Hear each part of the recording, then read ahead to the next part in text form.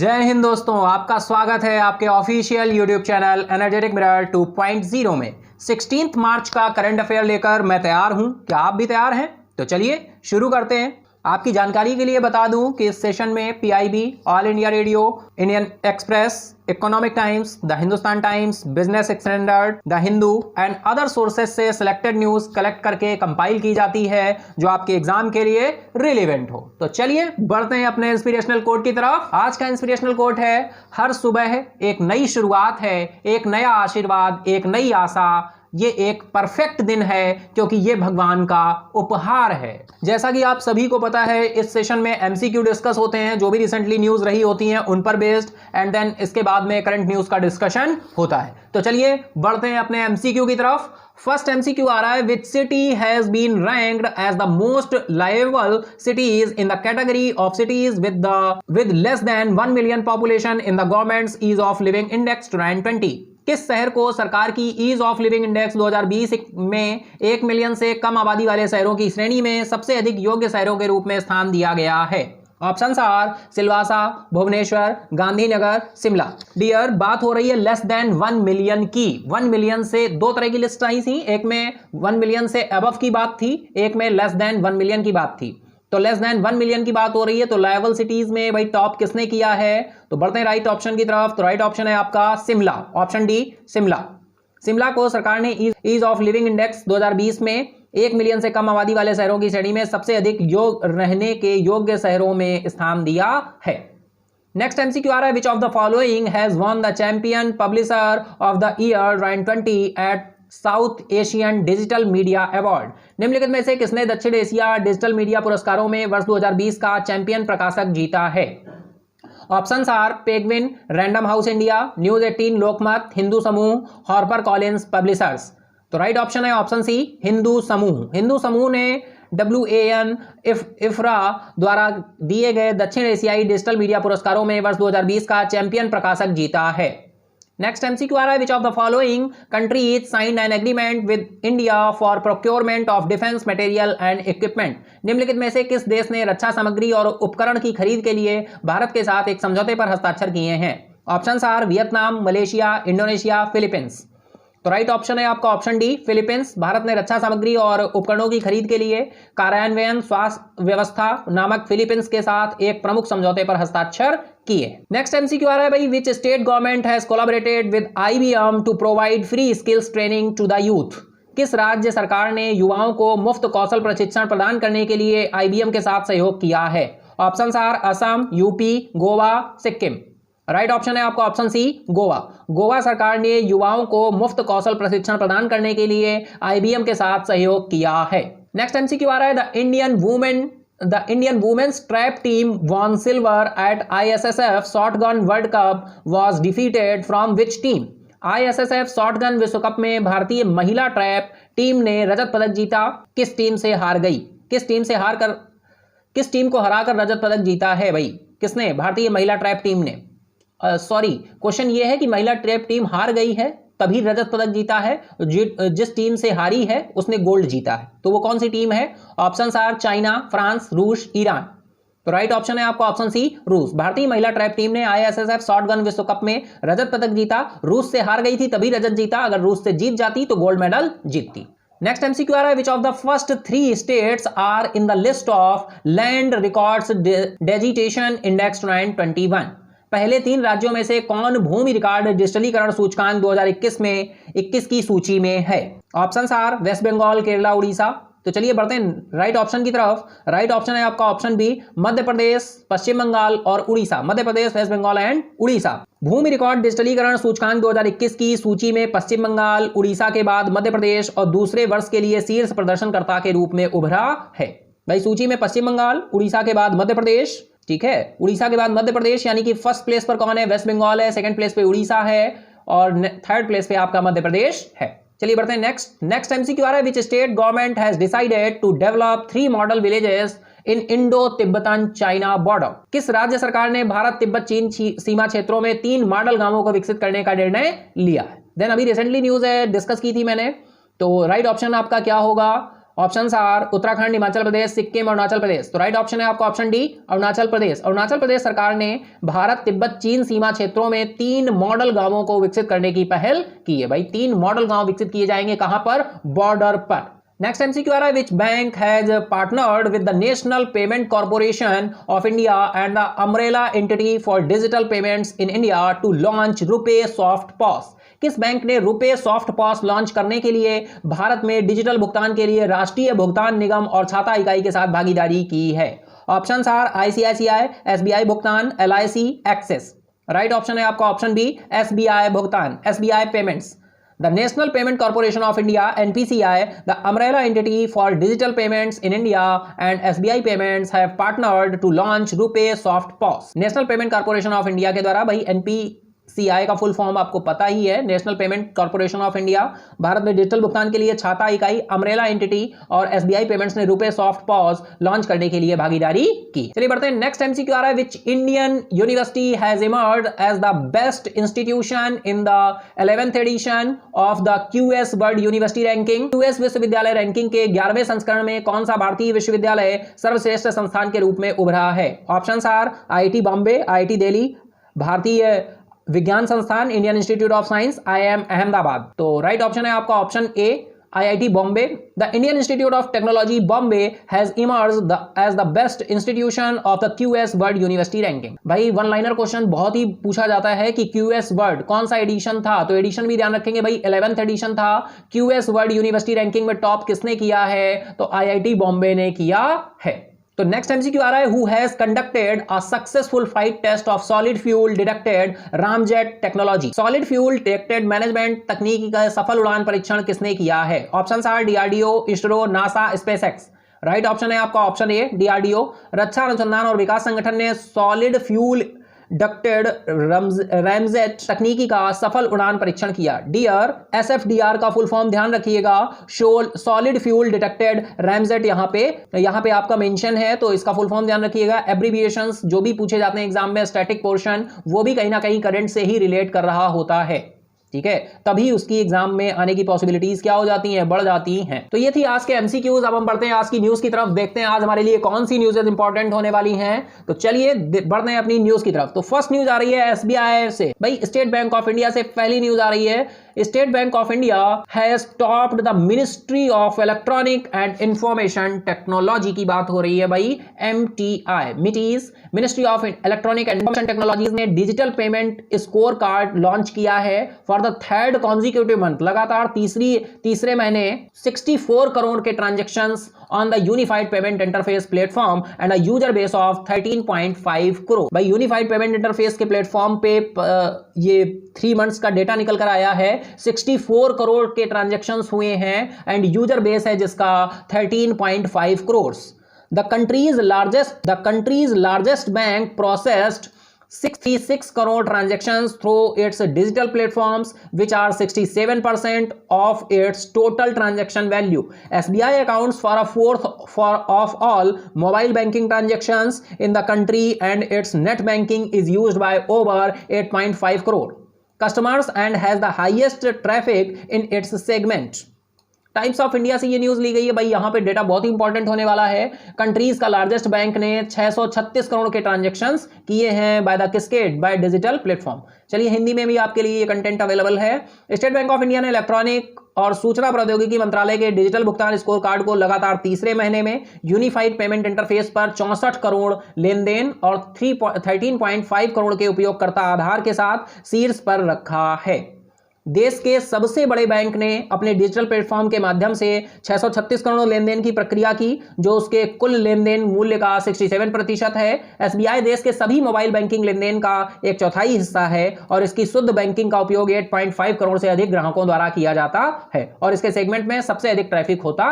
Times of India से news थी, important होने वाली है ये न्यूज, यहां पे कहीं ना कहीं आपको एग्जाम में देखने को क्वेश्चंस मिलेंगे। चलिए बढ़ते हैं नेक्स्ट न्यूज की तरफ। नेक्स्ट न्यूज आ रही है भाई वर्ल्ड बैंक से। World bank Deepak Mishra appointed as ICRIER director chief executive. Deepak Mishra practice manager in the world bank macro economics trade and investment global practice has been appointed as the next director and chief executive of the Indian council for research on international economic economic relations. भाई ICRIER important होगा, इसका full forms आप देख लेंगे। Indian council for research on international economic relations में next director बनाए गए हैं, डायरेक्टर एंड चीफ एग्जीक्यूटिव बनाया गया है। किसको? दीपक मिश्रा जी को। The economic think tank he will take over Rajat Kathuria who has been the, इनकी जगह लेंगे रजत काथुरिया जी की, director and chief executive of ICRIER since 1 September 2012। The Economic Time से ये न्यूज ली गई थी। विश्व बैंक ने दीपक मिश्रा के ICRIER निदेशक के रूप में नियुक्त और मुख्य कार्यकारी नियुक्त किया है। रजत कथुरिया का पदभार, रजत कथुरिया की जगह दीपक मिश्रा जी लेंगे। नेक्स्ट न्यूज आ रही है तेलंगाना से। Telangana governor doctor Tamilisai Soundararajan was conferred with the top 20 global women of excellence 2021 through virtual mode from Illinois, United States. The award was presented to the governor as part of the 9th annual Congregational International Women's Day Gala at Naperville, Chicago. Times of India से ये news ली गई है। भाई तेलंगाना के governor doctor Tamilisai Soundararajan को Illinois, संयुक्त राज्य America के वर्चुअल मोड के माध्यम से top 20 global women of excellence 2021 पुरस्कार से सम्मानित किया गया। राज्यपाल को यह पुरस्कार शिकागो के नेपरविले में 9वें वार्षिक कांग्रेस अंतर्राष्ट्रीय महिला दिवस के पर्व पर एक भाग के रूप में प्रदान किया गया। टाइम्स ऑफ इंडिया की न्यूज है। नेक्स्ट न्यूज आ रही है जम्मू एंड कश्मीर से। भाई Jammu and Kashmir administrative council has given approval for the proposal of housing and urban development department to provide interest free loans up to ₹2 lakh. भाई इंटरेस्ट फ्री लोन्स दिए जाएंगे 2 लाख रुपए तक के। Housing and urban development department ने ये अनाउंसमेंट किया है। किसके लिए? जम्मू कश्मीर के लिए। The approval was given under leadership of lieutenant governor Manoj Sinha. Jammu और कश्मीर में प्रशासनिक परिषद ने आवास और शहरी विभाग के 2 लाख रुपए तक के ब्याज मुक्त ऋण प्रदान करने के प्रस्ताव को मंजूरी दे दी है। उपराज्यपाल मनोज सिन्हा के नेतृत्व में मंजूरी दी गई है। नेक्स्ट न्यूज आ रही है भाई, a new illustrated book which brings alive the life and times of celebrated Indian artist Raja Ravi Ram will hit the stands in April, announced publishing house Westland. The children's book titled Prince with a Paintbrush, the story of Raja Ravi Verma, is written by author poet Shobha Tharoor Srinivasan. Published under Wetlands Red Panda imprint, it aims to inspire young readers to learn about the famed artist and how he made its entry and mark in the art world.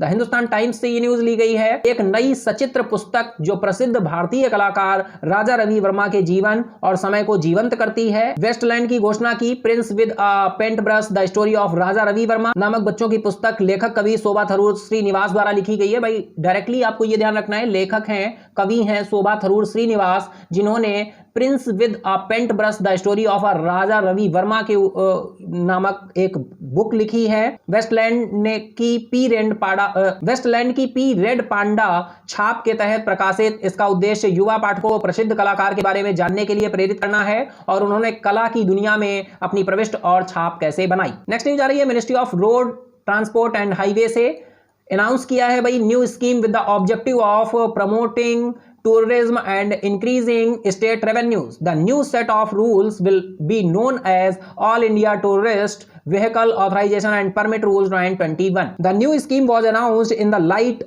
of increasing travel and tourism in India. सड़क परिवहन और राजमार्ग मंत्रालय ने पर्यटन को बढ़ावा देने और राज्य के राजस्व में वृद्धि के उद्देश्य से एक नई योजना की घोषणा की। नियमों के एक नए सेट को अखिल भारतीय पर्यटक वाहन प्राधिकरण और परमिट नियम 2021 के रूप में जाना जाएगा। नई योजना की घोषणा भारत में बढ़ती यात्रा और पर्यटन के मद्देनजर की गई थी। नेक्स्ट न्यूज आ रही है भाई, अभी हाल ही में 14 मार्च को रिप्रेजेंट किया गया वैल्यू ऑफ पाई। ठीक है, पाई डे सेलिब्रेट किया गया है। आप सभी ने पाई को पढ़ा होगा। जब आप 2D और 3D डायमेंशंस के क्वेश्चंस करते हैं, आप एरिया निकालते हैं तो पाई आता है भाई। ठीक है, तो क्या होता है फॉर्मूला? Pi are square. ठीक है, तो पाई का वैल्यू क्या होता है आप सभी को पता है, 22/7। और अगर हम डेसिमल में बात करें तो 3.14 होता है। डियर यहीं से आपको ध्यान रखना है कि भाई थर्ड है तो थर्ड का मतलब क्या है? मार्च है। ठीक है, और 0.14 है तो 14 का मतलब है 14। ठीक है, 14 का मतलब है 14, यानी कि 14 मार्च को हम पाई डे मनाते हैं। ठीक है, बहुत ही इंटरेस्टिंग लगा होगा आपको। 14th March represents the value of pi. March is the third month, ठीक है, मार्च के थर्ड मंथ को, क्योंकि 3.14 इसकी वैल्यू होती है, March is the third month of the year which is also the initial number of the value. The following number is 14, hence the 14th March date maps enthusiasts across the world hold fun events on this day to mark the celebration। 14 मार्च को पाई के मूल्य का प्रतिनिधित्व करता है। मार्च वर्ष का तीसरा महीना जो मूल्य की प्रारंभिक संख्या भी है निम्नलिखित संख्या के 14 है, इसलिए 14 मार्च की तारीख है। दुनिया भर में गणित के शौकीन इस दिन को मनाने के लिए मजेदार कार्यक्रम आयोजित करते हैं। चलिए बढ़ते, नेक्स्ट आपका डे आ रहा है world consumer right day 9/21। The world consumer right day is celebrated every year on 15th March। The day is observed to raise awareness about the consumers right and need so as to enable the consumer to fight against social justice. भाई directly आपको ध्यान रखना है, world consumer right day कब celebrate किया, 15th March को। इसकी theme क्या थी, तो the world consumer right day 2021 theme is gather all the consumers in fight to tackle plastic pollution. ठीक है, इस वर्ष की थीम है टैकल प्लास्टिक पॉल्यूशन। तो आपको ये 2 पॉइंट्स ध्यान रखने होंगे। एंड देन इसका स्टैटिक पोर्शन देख लेते हैं। द कंज्यूमर मूवमेंट कब स्टार्ट हुआ था इंडिया में, 1966 में। कहां पर, महाराष्ट्र में। After the establishment of the ग्राहक पंचायत इन पुणे, ग्राहक पंचायत स्टार्ट हुई थी कब, पुणे में, किस ईयर में, 1974 में। Institutions for consumer welfare were formed in many states and this movement continued to grow. भाई कंटिन्यू ग्रो हुआ, 1966 से स्टार्ट हुआ, 1974 में आपका पुणे में एक ग्राहक पंचायत स्टार्ट की गई थी। तब निकलकर ऑन 9 दिसंबर 1986 में द कंज्यूमर प्रोटेक्शन बिल लेकर आया, government the consumer protection bill लेकर आई। was passed on the initiative of the then Prime Minister Rajiv Gandhi and came into force nationwide after the President's signature। विश्व उपभोक्ता अधिकार दिवस भाई 2021 में 15 मार्च को मनाया गया, जैसा कि अभी डिस्कस हुआ है। हिंदी में भी कंटेंट आपके लिए अवेलेबल है। विश्व उपभोक्ता अधिकार दिवस की थीम क्या थी, प्लास्टिक प्रदूषण से लड़ने के लिए हम अपने आप को क्या करें, स्ट्रॉन्ग करें। प्लास्टिक प्रदूषण है इस बार की थीम। और स्टार्टिंग की अगर बात करें तो कब हुआ था, उपभोक्ता संरक्षण विधेयक कब पारित हुआ, तो 9 दिसंबर 1986 को पारित हुआ, 9 दिसंबर 1986। भाई कौन प्रधानमंत्री था उस टाइम, तो आपके प्रधानमंत्री थे राजीव गांधी जी, जब इस विधेयक को पारित किया गया था। चलिए बढ़ते भाई, नेक्स्ट न्यूज आ रही है आपकी वेटरन बैटर मिताली राज। अभी इन्होंने 10,000 रन पूरे किए थे। क्रिकेट की दुनिया में पहली भारतीय महिला क्रिकेटर बनी थी जिन्होंने 10,000 रन पूरे किए थे, और दूसरी अंतरराष्ट्रीय महिला क्रिकेटर बनी थी जिन्होंने आपके 10,000 रन पूरे किए थे। लेकिन अब इन्होंने एक और रिकॉर्ड बना दिया है। Veteran batter Mithali Raj added another feather to her cap by becoming the first player to complete 7,000 runs in women's ODI cricket। Women's ODI cricket में इन्होंने 7,000 रन पूरे किए हैं।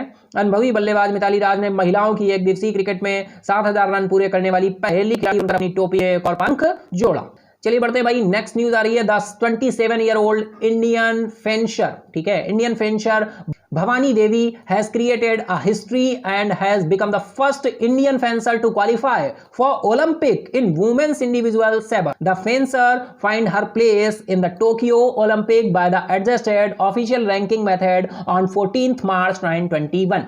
भाई 27 वर्षीय भारतीय फेंसर भवानी देवी ने एक इतिहास बनाया और महिलाओं के व्यक्तिगत कृपाण में ओलंपिक के लिए क्वालिफाई करने वाली पहली भारतीय फेंसर बन गई हैं। फेंसर 14 मार्च 2021 को एडजस्टेड आधिकारिक रैंकिंग पद्धति द्वारा टोक्यो ओलंपिक में अपनी जगह बना पाई हैं। भाई अभी हाल ही में फॉर्मर बॉक्सिंग चैंपियन मार्विन हैगलर का निधन हो गया है। 66 साल की उम्र में निधन हो गया। डायरेक्टली यहां से आपको सभी को पता है, ऑब्चुरी से न्यूज आती है भाई किस फील्ड से बिलोंग करते हैं, तो मार्विन हैगलर का निधन हुआ है। ये एक बॉक्सिंग चैंपियन हैं। Save water, save trees, save life, save earth and save nature. अगर नेचर सेव रहेगा तो आप और हम भी सेव रहेंगे। इसी के साथ ही अगर आपने सेशन को एंजॉय किया है तो लाइक करें, और अभी तक सब्सक्राइब नहीं किया है तो सब्सक्राइब कर लें। नोटिफिकेशन बेल को ऑन कर दें जिससे कोई भी वीडियो अपलोड हो तो उसका नोटिफिकेशन आपको मिल जाए। अपने दोस्तों के साथ, फ्रेंड्स के साथ शेयर करना ना भूलें। अपने सुझाव कमेंट बॉक्स में दे सकते हैं। एंड देन इसका PDF भी आपको मिलेगा। उसके लिए आपको डिस्क्रिप्शन बॉक्स में टेलीग्राम चैनल पर जाना होगा एंड वहां पर सारे PDFs अवेलेबल हैं, आप वहां से PDF ले सकते हैं। Thank you everyone, have a nice day.